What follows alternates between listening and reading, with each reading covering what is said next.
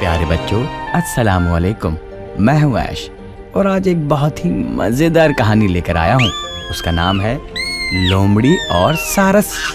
जी हाँ, जैसा कि आप जानते हैं कि लोमड़ी एक बहुत ही चालाक जानवर है, जबकि सारस एक बहुत ही खूबसूरत प्यारा सीधा परिंदा है। बी लोमड़ी यूं तो भला की कंजूस होती हैं, लेकिन एक रोज़ ना जाने उनको क्या ख्याल आया कि उन्होंने अपने पड़ोस में तालाब के किनारे पर रहने वाले मियाँ सारस की दावत कर दी।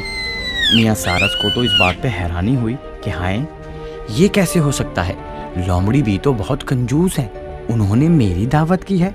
मगर उसने कुछ कहा नहीं, खुशी खुशी दावत कबूल कर ली।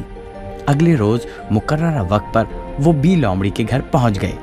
वो तो ये सोच कर गए थे कि बी लोमड़ी ने दावत की है तो खाने का भी खूब एहतमाम किया होगा, खुसूसन मछली तो ज़रूर होगी, क्योंकि प्यारे बच्चों आपको पता है ना, सारस मछली बहुत शौक से खाते हैं क्योंकि वो उनकी मरगूब ग़िज़ा होती है। मगर जब सारस वहाँ पहुँचे तो देखा कि दस्तरखान पर सिर्फ सूप रखा था।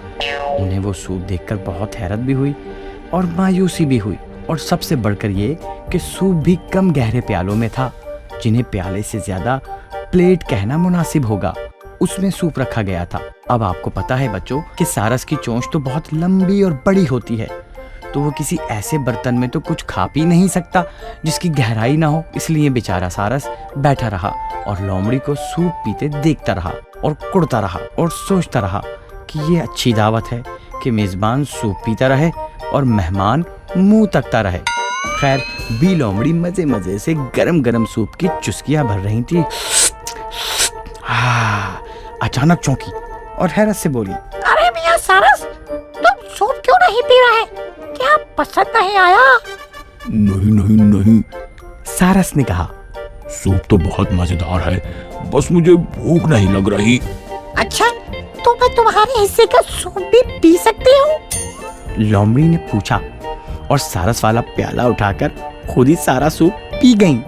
कुछ देर बाद सारस ने लोमड़ी से इजाजत चाही और भूखे पेट ही घर वापस चला गया। लेकिन जाते जाते उसके जहन में एक तरकीब आई।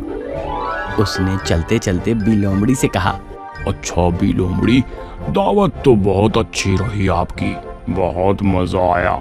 मुझे खुशी होगी अगर कल रात का खाना तुम मेरे साथ मेरे घर पे खाओ। लोमड़ी ने खुशी से सारस की दावत कबूल कर ली और उसे रुखसत करने दरवाजे तक आई।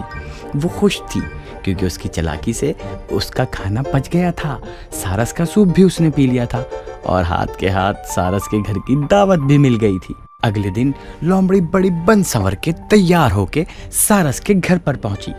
सारस ने भी मजेदार सूप तैयार किया हुआ था, लेकिन उसने उनको प्लेट्स में नहीं रखा था, बल्कि बड़े बड़े जगों में रखा था। अब सारस की चोंच तो लंबी होती है, इसलिए इसने मजे से सूप पीना शुरू कर दिया।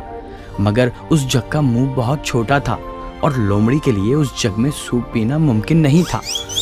वो तो देखती रह गई कि ये क्या। सारस ने जैसे को तैसा कर दिखाया। उसने बहुत कोशिश की, लेकिन वो एक घूंट भी नहीं पी पाई, इसलिए भूखी रह गई और थोड़ी देर बाद मुंह बसोरते हुए चली गई। तो देखा दोस्तों, सारस ने अपनी अक्लमंदी से बी लोमड़ी को कैसा जवाब दिया। तो हमें भी किसी के साथ शरारत नहीं करनी चाहिए, और अगर हम किसी के साथ शरारत करें तो अपने साथ जवाबी शरारत के लिए तैयार रहना चाहिए।